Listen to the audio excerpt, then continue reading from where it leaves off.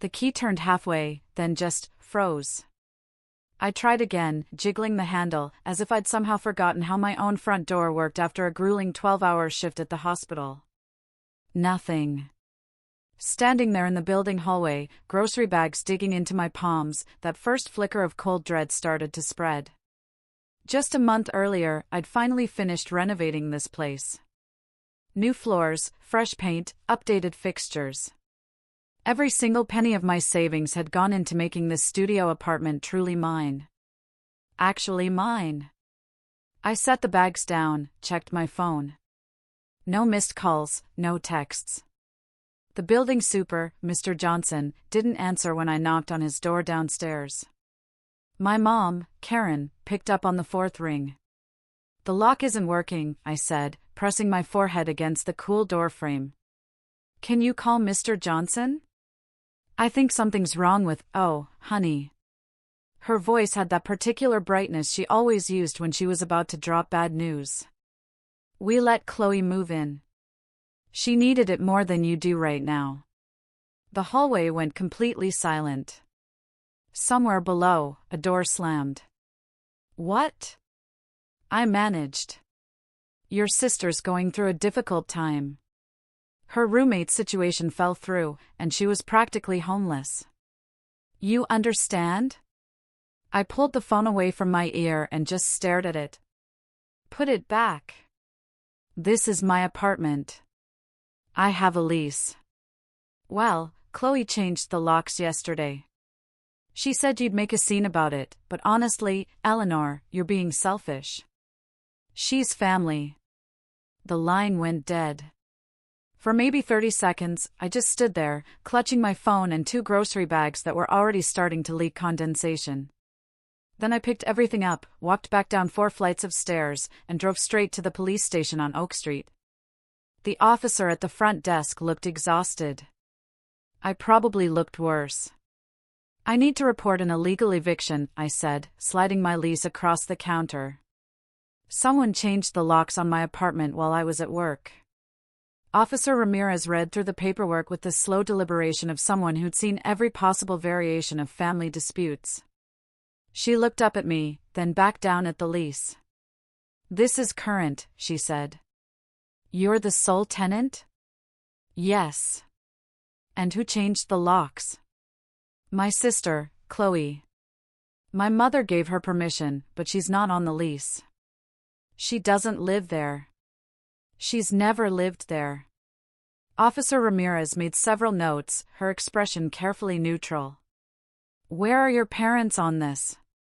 "They think it's fine because Chloe needed it more. Something flickered across her face then. "Recognition, maybe. She probably handled a dozen cases exactly like this one." "Do you have somewhere to stay tonight?" "I have a friend. Sarah from the cardiac unit offered her couch more than once, but I need to get back into my apartment." Officer Ramirez stood up. "Let me get my partner. We're going to go have a conversation with your sister." The drive back to my building felt surreal. 2 patrol cars followed my sedan through evening traffic while my mother's voice replayed in my head. She needed it more. Like my year of saving, my months of renovation work, my signed legal documents meant nothing against Chloe's latest crisis. My sister had a pattern. She'd burned through jobs, relationships, living situations, always landing on her feet because someone would catch her. Usually our parents, sometimes extended family members who didn't know her history yet. Never me, though. I'd stopped catching Chloe when I was 19, and she'd taken my college fund to buy a car she totaled 3 months later. Our parents had called me heartless for pressing charges. I dropped them after she cried enough. Officer Ramirez knocked on my apartment door. Through the wood, I heard movement. Chloe opened it, wearing one of my sweaters. Her suitcases were visible in the background, scattered across the floor I'd spent 2 weekends refinishing. "Can I help you?" She looked past the officers, spotted me, and her expression hardened. "Seriously? You called the cops?" "Ma'am, are you the legal tenant of this apartment?" Officer Davies, Officer Ramirez's younger partner, had his notepad out. My mother arranged for me to stay here. It's a family property. Do you have documentation showing your right to occupy this residence? Chloe's jaw tightened. It's my sister's place, but she doesn't need it. She can stay with our parents. That's not how leases work, Officer Ramirez said, her voice remaining pleasant, but something in her posture shifted. The legal tenant is standing right here. She has documentation. You've illegally changed the locks and entered the property without authorization. This is insane. She's my sister. Then you should have asked her permission. Officer Davies glanced at his notes. You have two options. You can gather your belongings and leave voluntarily, or we can charge you with illegal eviction and trespassing. The color drained from Chloe's face. She looked at me like I'd personally betrayed her. You're actually doing this? You changed my locks, I said, the exhaustion of a double shift finally catching up with me. What did you think would happen? I thought you'd be reasonable. Mom said you wouldn't even notice because you're always at the hospital anyway. Officer Ramirez stepped slightly forward. Ma'am, your options haven't changed. Voluntary departure or criminal charges? Chloe grabbed her phone, fingers flying across the screen. Calling our mother, probably, or our father, someone who would tell her this was all a misunderstanding, that families don't treat each other this way. She stood in my doorway for another minute, phone pressed to her ear. Whatever conversation she was having, it didn't last long. When she lowered the phone, her face had gone blotchy with anger. Fine, she spat the word. Give me an hour to pack. 30 minutes, Officer Ramirez said. We'll wait. I ended up sitting on the stairs while Chloe threw her belongings into suitcases. The sounds carried through my door, harsh and deliberate. Something shattered. I closed my eyes and told myself it was probably nothing important. 28 minutes later, she emerged with 3 suitcases and a backpack. She'd changed into her own clothes, at least. The officers escorted her to the building entrance while she alternated between silence and bitter comments about betrayal. Officer Ramirez returned with a new key. Mr. Johnson had a spare. We explained the situation. He's documenting everything in case your sister tries again. Thank you. The words felt inadequate. Get your locks changed tomorrow, Officer Davies said. And consider filing a restraining order if she harasses you. They left. I stood in my apartment doorway looking at the chaos Chloe had created in less than 24 hours. Dishes in the sink. Clothing draped over furniture. A broken picture frame on the floor. Glass scattered across those expensive floorboards. My phone rang. Mom. I let it go to voicemail, then listened to the message. Her voice shook with indignation. How could I humiliate Chloe like that? How could I involve the police in a family matter? Did I have any idea what people would think? Dad's message came next. Shorter, colder. I'd made my choice. Don't bother coming to Sunday dinner. Sarah arrived 40 minutes later with takeout and cleaning supplies. She surveyed the damage without comment, just rolled up her sleeves and started picking up glass. Your family's something else, she finally said. We cleaned until midnight. The apartment slowly returned to the state I'd left it in that morning. My sweater that Chloe had been wearing turned up in the bathroom, smelling like her perfume. I threw it away. Sleep came hard. Every sound in the building made me tense, half expecting Chloe to somehow return with another key, another plan, another claim on what I'd worked for. Morning brought a locksmith and $300 I hadn't budgeted for. He installed deadbolts on both the main door and the interior closet where I kept important documents. Overkill, probably, but I'd rather overkill than come home to find my apartment occupied again. Work was a blur. Between patients, I checked my phone compulsively. Messages from extended family members started trickling in. Aunt Carol wanted to know my side of the story. Uncle Mark said I'd overreacted. My cousin Jessica, whom I'd always gotten along with better than most of the family, asked if I was okay and offered to meet for lunch.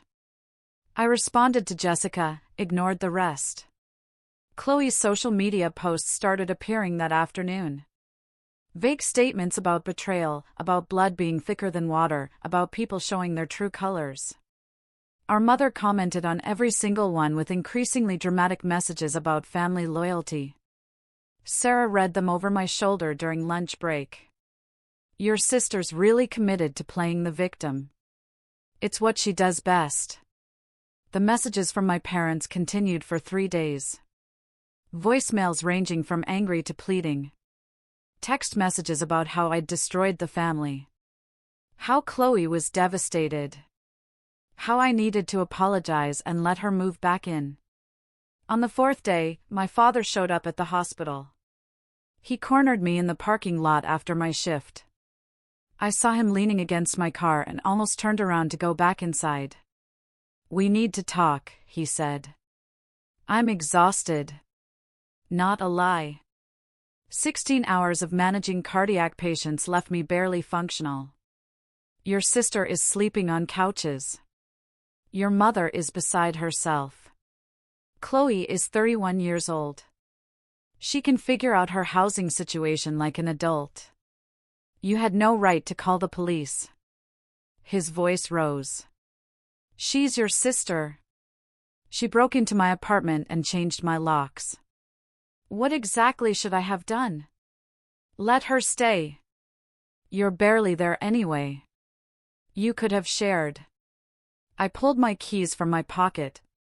She called me a pathetic loser who'd never amount to anything when I signed that lease. She said I was wasting money on a dump in a bad neighborhood. Now she needs it, so suddenly I should just hand it over? That was months ago. She didn't mean it. She meant every word. I unlocked my car. I'm going home now. To my apartment. The one I pay for. If you don't make this right, you're not welcome in this family anymore. The threat hung in the air between us. I'd heard variations of it before. When I'd reported Chloe for taking my college fund. When I'd refused to loan her money for her 3rd failed business venture. When I'd skipped Christmas because I couldn't afford gifts and didn't want to hear about it. Okay, I said. He blinked. Okay, what? I'm not welcome. Got it. I opened my car door. Have a good evening. Driving away, I watched him shrink in my rearview mirror. He stood in the parking lot, looking confused, like he'd deployed his ultimate weapon and couldn't comprehend why it hadn't worked.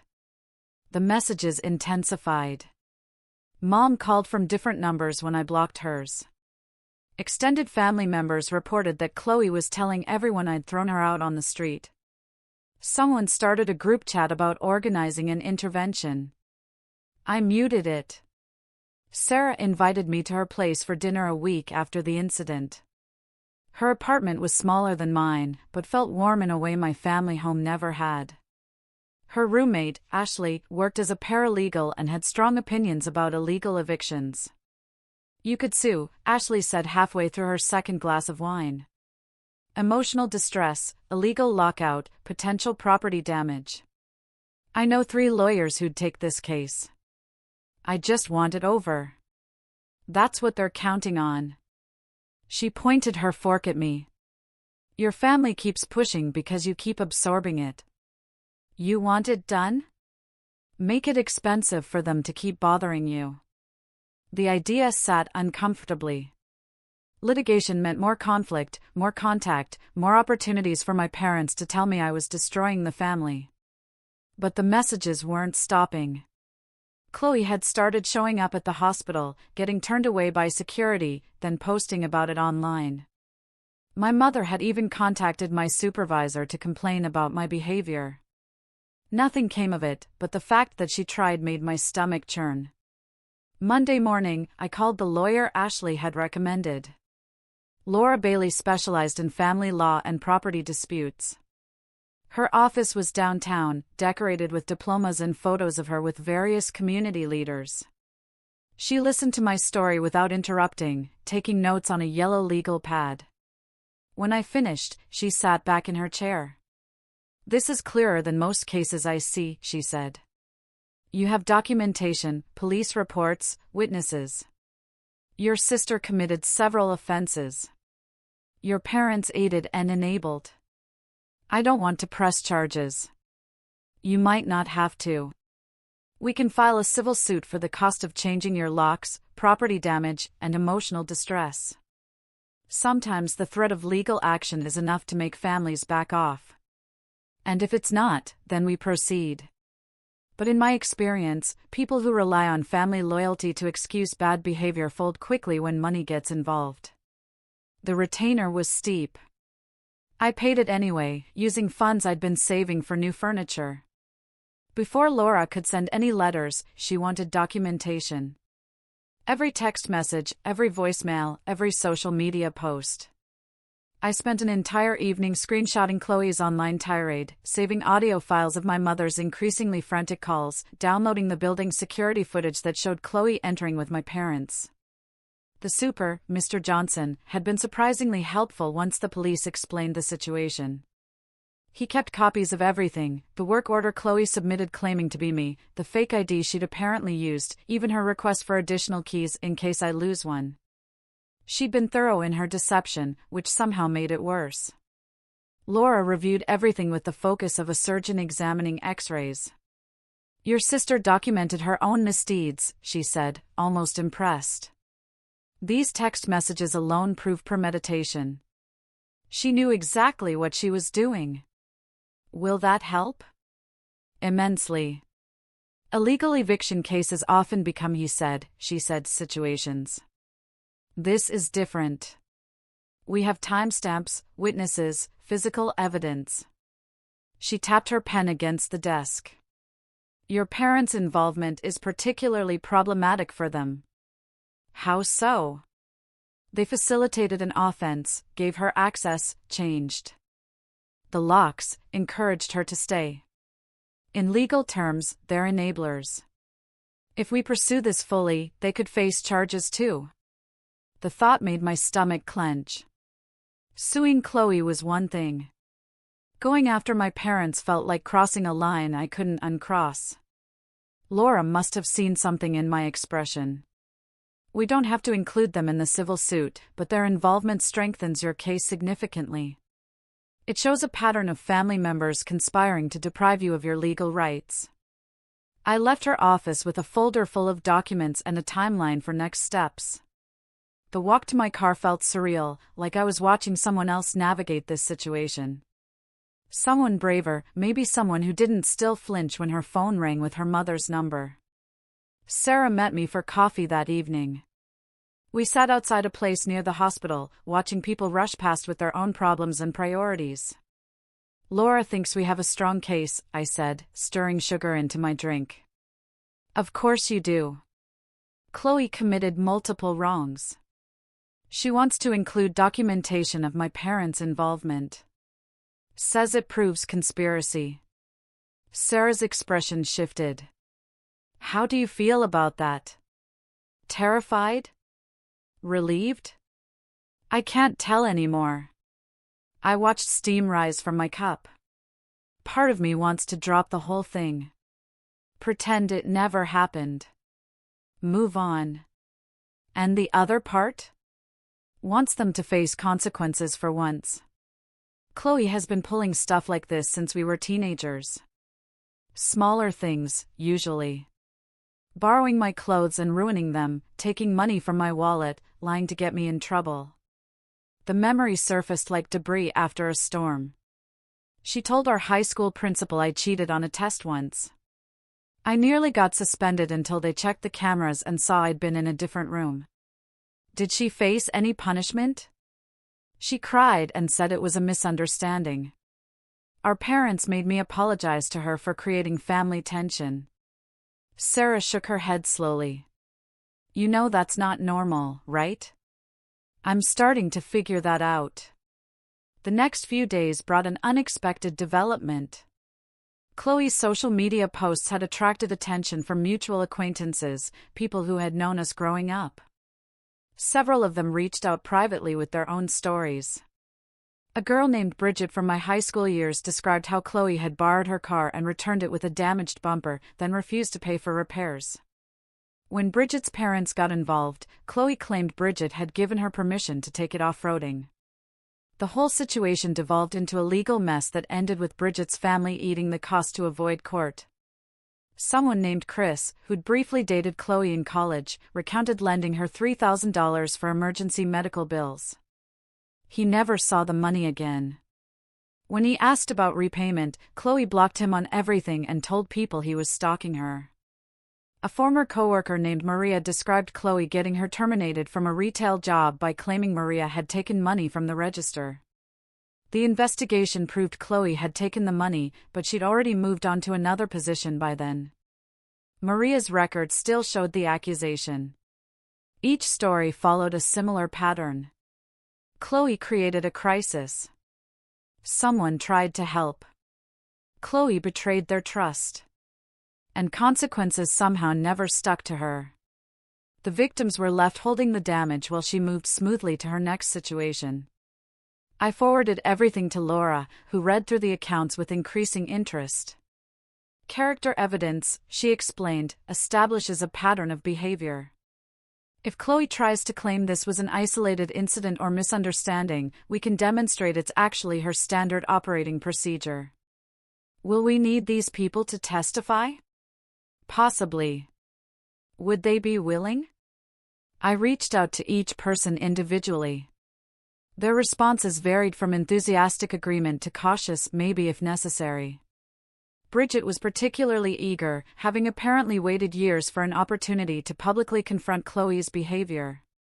Laura sent letters the following week. One to Chloe outlining her legal violations and demanding reimbursement for damages. One to my parents explaining their liability for enabling an illegal eviction.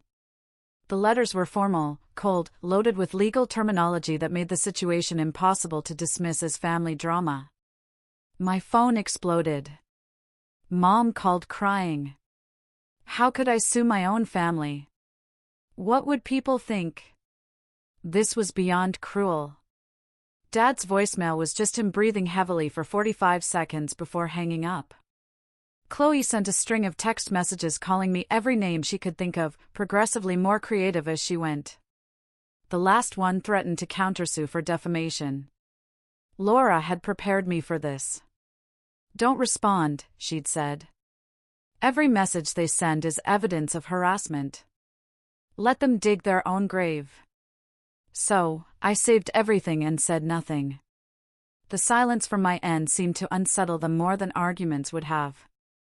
Aunt Carol called, trying to mediate. I told her politely that this was a legal matter now and referred her to Laura's office.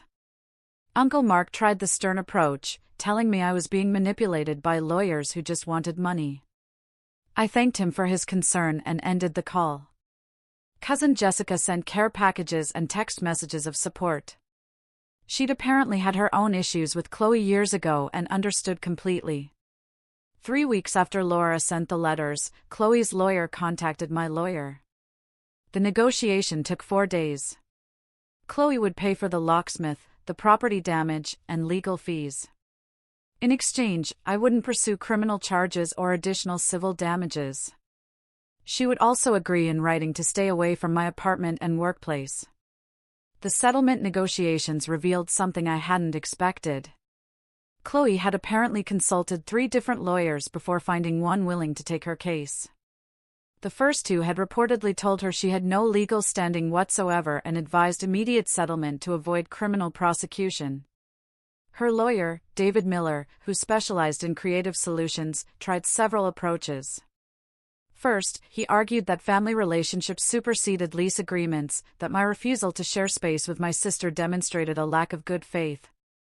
Laura shut that down with a single paragraph citing property law precedent. Next, Miller suggested that Chloe had believed she had permission to occupy the apartment based on our parents' authority. Laura responded with copies of my lease, which explicitly named me as the sole tenant and made no mention of my parents having any legal rights to the property. The third attempt was more interesting. Miller claimed I had abandoned the apartment by working long hospital shifts, creating an implied vacancy that Chloe had reasonably filled. Laura countered with my utility bills, security footage showing me entering and exiting regularly, and testimony from neighbors confirming my continuous residence. Each failed argument seemed to frustrate Miller more. His communications with Laura grew increasingly tart. At one point, he suggested we were being unreasonable by refusing to acknowledge family circumstances. Laura's response was elegant in its simplicity: family circumstances do not nullify lease agreements, override property rights, or excuse criminal behavior. During this back and forth, my parents hired their own lawyer, Rebecca Green, who apparently specialized in family mediation. She contacted Laura with a proposal: what if we all sat down together, discussed the situation like adults, and found a compromise that didn't involve courts or money? Laura forwarded the email to me with a single question: interested? I thought about it for maybe 5 seconds. The image of sitting across from my parents and Chloe, listening to them explain why my boundaries were unreasonable, why I should be more flexible, why family loyalty meant absorbing whatever they decided to do. It made my skin crawl. No, I told Laura. Absolutely not. Good instinct, she said. Mediation only works when both parties acknowledge wrongdoing. Your family wants to reframe a legal eviction as a family disagreement. That's not what this is. Rebecca Green tried twice more to set up mediation. Laura declined both times, politely but firmly. The second refusal apparently triggered a new strategy from my parents. They started showing up places. My father appeared in the hospital parking lot again, this time with my mother. They cornered me near my car after a brutal 16-hour double shift, both talking at once about how we needed to resolve this properly, how lawyers were making everything worse, how I was being influenced by people who didn't understand family dynamics. I pulled out my phone and started recording. "What are you doing?" my mother asked, her voice sharp. "Documenting harassment." My lawyer advised it. They left within 30 seconds. The recording showed them hurrying away, my mother's voice carrying back across the parking lot: "She's actually recording us." Her own parents. The incident went into Laura's file. So did the next one, when my mother showed up at my apartment building and tried to convince Mr. Johnson to let her into my unit to retrieve some items Chloe left behind. He refused and called me immediately. I added his statement to the growing collection of documentation. My parents' lawyer sent a cease and desist letter demanding I stop harassing them with legal threats. Laura laughed when she read it, an actual laugh that echoed through her office. "They're claiming you're harassing them," she said, still chuckling. "Well, they're showing up at your workplace and trying to access your apartment." The lack of self-awareness is almost impressive. What do we do? Send them security footage, parking lot recordings, and Mr. Johnson's statement with a polite note suggesting that if anyone's engaging in harassment, the evidence clearly indicates it's not you. That seemed to finally break something in their approach. The appearances stopped. The calls reduced to occasional voicemails that I saved but didn't answer. Rebecca Green stopped trying to arrange mediation. Miller, Chloe's lawyer, requested a meeting with Laura. They met at her office without me present. Laura returned with an offer. Chloe would pay for damages and legal fees, plus sign a binding agreement to stay away from my property and workplace. In exchange, I wouldn't pursue criminal charges or additional civil damages. "She's scared," Laura explained. Miller finally made her understand she could face jail time, unauthorized entry, illegal eviction, potentially fraud for the fake ID situation. The prosecutor's office has been copied on everything. They're watching. Would they actually charge her? They might. The case is well documented, and it demonstrates clear criminal intent. Prosecutors love cases they can win easily. She pulled out the settlement agreement. But you'd have to testify, potentially go through a trial. This way, you get compensated, you get protection, and you move on with your life. The decision should have been harder. Part of me wanted to see Chloe face real consequences, the kind that couldn't be explained away or blamed on someone else. But a larger part just wanted it over. Wanted to stop checking my rearview mirror, stop flinching at unexpected knocks, stop carrying the weight of constant vigilance. "I'll take the settlement," I said. Laura nodded like she'd expected that answer. Smart choice. Revenge fantasies feel good in theory. In practice, they're exhausting and expensive. The paperwork took another week to finalize. Miller kept trying to negotiate terms, suggesting smaller payments or longer timelines. Laura held firm on every point. Full payment within 10 days. Signed restraining order filed with the court. Written admission of wrongdoing that could be used in future legal proceedings if Chloe violated the agreement. When Miller complained that the terms were too harsh, Laura reminded him that the alternative was criminal prosecution. He stopped complaining. The check arrived via certified mail. Laura had itemized everything. $300 for the locksmith, $800 for property damage and cleaning, $750 for my time and emotional distress, and $497 in legal fees. The total came to $2,347. Laura took her portion. I deposited the rest and stared at my bank account, trying to feel something about the money. Mostly, I just felt tired. My parents didn't apologize. They stopped calling, stopped texting, stopped acknowledging my existence entirely. The extended family split into factions. Some sided with my parents, citing family loyalty and forgiveness. Others quietly reached out to say they understood, they'd had their own experiences with Chloe's chaos. Holidays came and went without invitations. I worked extra shifts, picked up overtime, and told myself the silence was peaceful rather than lonely. Sarah's family adopted me for Thanksgiving. Her mother, a cheerful woman who taught kindergarten, asked no prying questions and made sure I left with enough leftovers for a week. It was strange being in a house where nobody weaponized kindness or kept score of grievances. Chloe moved to another city eventually. I heard about it through cousin Jessica, who maintained Switzerland-like neutrality while quietly feeding me information. Apparently, she found a new group of friends who believed her version of events where I was the villain who'd thrown her out during her darkest hour. My mother posted about it online with a kind of vague sadness designed to attract sympathy. So proud of Chloe for her strength. So heartbroken about family fractures. She never mentioned me by name. I was just the absent presence. The missing daughter who'd chosen lawyers over love. The apartment stayed mine. I eventually bought new furniture, hung artwork, made the place feel less like a defensive position and more like home. The deadbolts remained, though. Some precautions became habits. A year passed, then two. Life continued in the way it does when you stop waiting for permission to exist. Sarah got engaged. Her fiancé Michael worked in IT and had a laugh that filled rooms. The wedding invitation included a +1. I went alone and didn't feel bad about it. At the reception, Sarah pulled me aside during the dancing. "You know what I admire about you? My excellent taste in friends? You didn't let them grind you down. Chloe tried to take your apartment.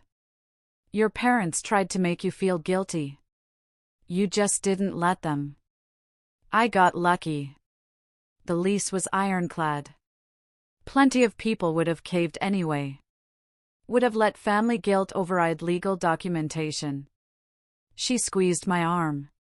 "You stood up for yourself. That matters." The statement settled somewhere in my chest. Standing up for myself. Such a simple concept that had felt impossible for most of my life. Work became my focus. I took on additional certifications, pursued opportunities for advancement, built a career that belonged entirely to me. The cardiac unit felt like a second home.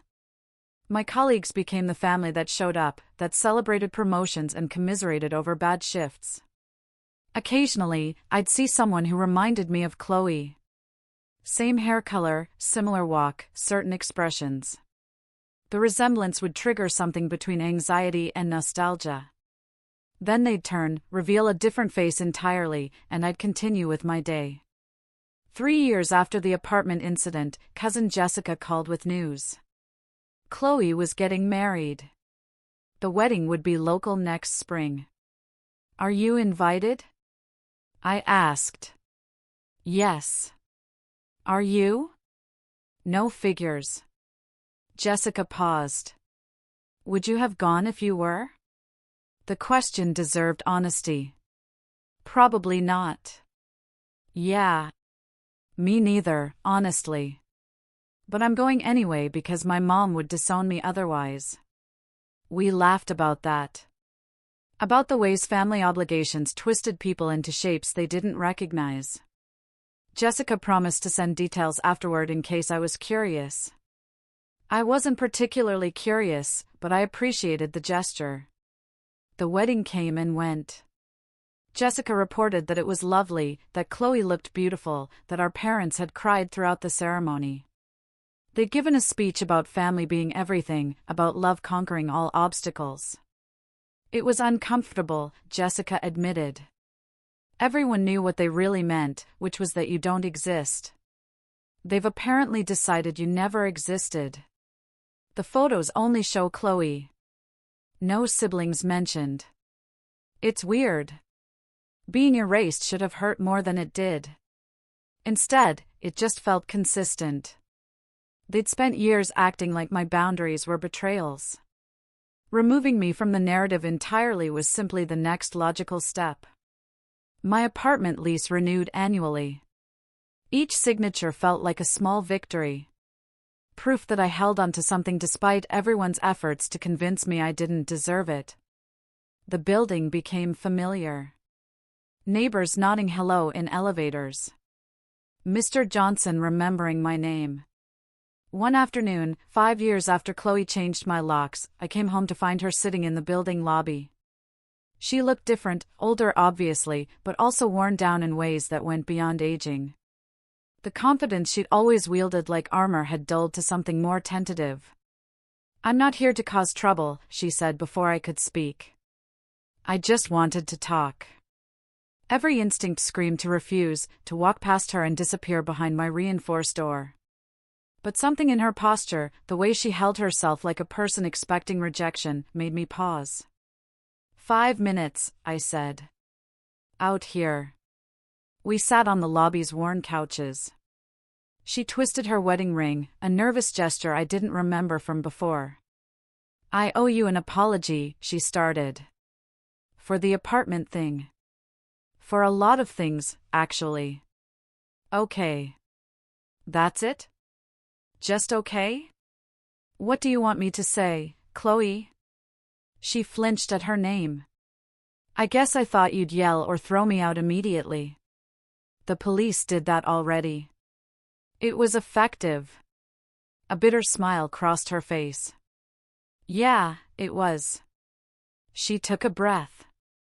"My marriage is falling apart. I've been in therapy, working through some things. My therapist suggested I try to make amends with people I've hurt. Is this about your healing or mine? Both? I don't know. Maybe that's selfish." We sat in silence. Outside, traffic hummed past. Someone's keys jangled in the stairwell above.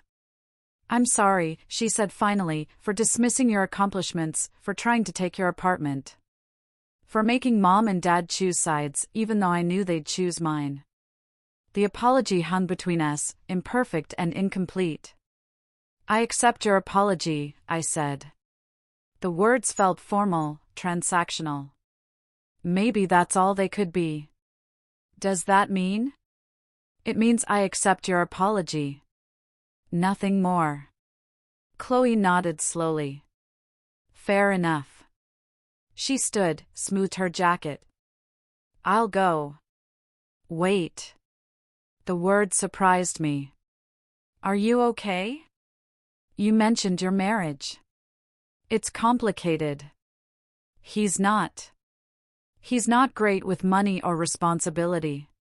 Or, she laughed hollowly, I married someone like me, basically. Turns out that's exhausting from the other side. You could leave. I could. She looked at me properly for the first time. How'd you do it? Walk away from family? They walked away from me when I enforced my boundaries. I just stopped chasing them. Sounds lonely. Sometimes. I thought of Sarah's wedding, of holiday dinners with my found family, of colleagues who showed up. But it's better than constantly defending my right to exist. She absorbed that, eyes distant. Yeah, I can see that. Chloe left shortly after. I watched through the lobby window as she got into her car, sat there for a moment, then drove away. I didn't hear from her again. Jessica reported occasionally that Chloe had divorced, moved to another state, seemed to be doing better. Our parents remained conspicuously absent from my life, present only as social media ghosts posting about their one daughter's achievements. The apartment lease renewed again. Year 7. Now, the studio that had caused so much conflict had become simply where I lived, unremarkable and secure. I'd moved up at the hospital, had my own office, mentored new nurses. Life wasn't perfect. Some days the silence from my blood relatives felt heavy. But most days, I came home to my apartment with its changed locks and reinforced door, made dinner in my renovated kitchen, and felt grateful for the boundaries that protected the space. Chloe had needed my apartment more, according to our mother. Needed it because she'd burned through her other options, because she'd relied on other people catching her when she fell. I needed it more because I'd earned it, renovated it, and refused to pretend legal documents meant nothing against family manipulation. In the end, need was less important than rights. And I'd learned, slowly and painfully, that protecting what was mine didn't make me heartless. It just made me someone who wouldn't let family guilt override everything else. Someone who understood that love without respect wasn't really love at all. The key turned smoothly in my lock. Inside, my apartment waited, peaceful and empty, and entirely mine. Have you ever had to choose between family expectations and your own well-being?